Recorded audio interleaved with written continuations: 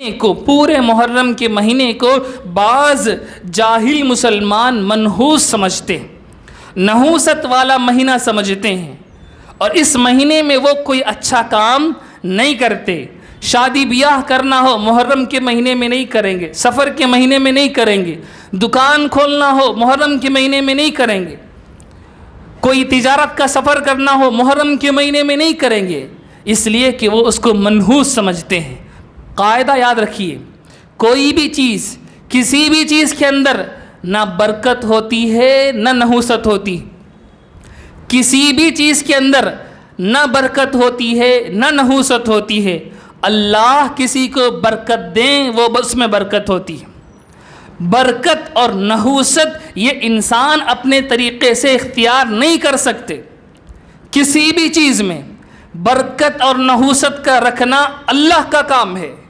اللہ نے جس چیز کو مبارک کہا وہ مبارک ہے۔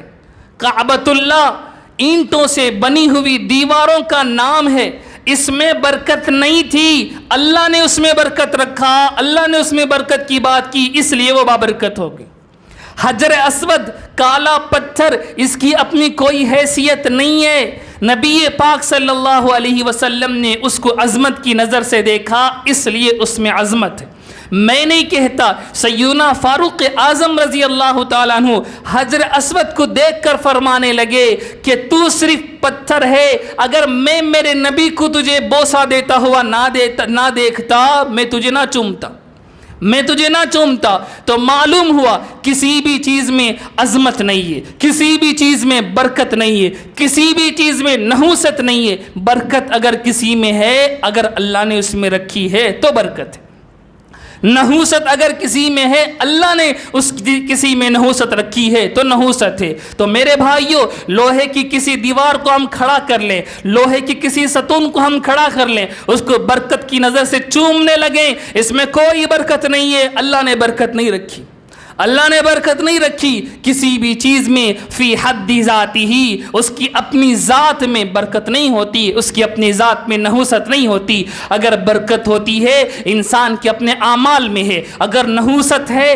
انسان کے اپنے اعمال میں ہے۔ وہ حدیث یاد کیجئے، نبی پاک صلی اللہ علیہ وسلم عظمتوں برکتوں والے مہینے رمضان میں ممبر پر تشریف فرما رہے ہیں، پہلے سیڑھی پر قدم رکھتے ہیں، آمین فرماتے ہیں، دوسری سیڑھی میں قدم رکھتے ہیں، آمین فرماتے ہیں، تیسری سیڑھی میں قدم رکھتے ہیں، آمین فرماتے ہیں۔ خطبے کے بعد صحابہ آقا سے پوچھتے ہیں، آج ہم نے آپ سے ایک نئی بات دیکھی ہے، کیا ماجرا ہے؟ نبی پاک صلی اللہ علیہ وسلم مبارک مہینے میں فرماتے ہیں، برکتوں والے مہینے میں فرماتے ہیں کہ برباد ہو جائے وہ آدمی جو رمضان کو پائے اور اس کی مغفرت نہ ہو۔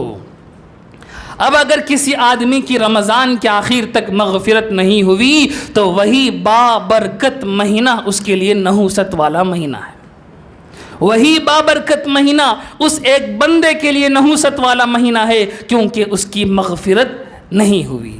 تو میرے بھائیوں، یہ بات ہم سمجھ لیں، کسی بھی چیز میں برکت نہیں ہوتی، کسی بھی چیز میں نحوست نہیں ہوتی، اللہ جس میں برکت رکھے اسی میں برکت ہوتی۔ شادی بیاہ لوگ نہیں کرتے محرم کو نحوست سمجھ کر، حالانکہ معلوم ہونا چاہیے سیدنا رسول اللہ صلی اللہ علیہ وسلم کا امی جان خدیجہ رضی اللہ تعالیٰ عنہ سے نکاح محرم کے مہینے میں ہوا، محرم کے مہینے میں ہوا ہے۔ کیا برکت والا نکاح نہیں تھا؟ اس سے برکت والا کون سا نکاح ہوگا؟ اس سے برکت والا نکاح کون سا ہوگا؟ سیدنا علی مرتضی رضی اللہ تعالیٰ عنہ اور سیدتنا فاطمۃ الزہرا رضی اللہ تعالیٰ عنہ کا نکاح محرم کے مہینے میں ہوا ہے، محرم کے مہینے میں ہوا ہے۔ کیا اس سے برکت والا کوئی نکاح ہوگا؟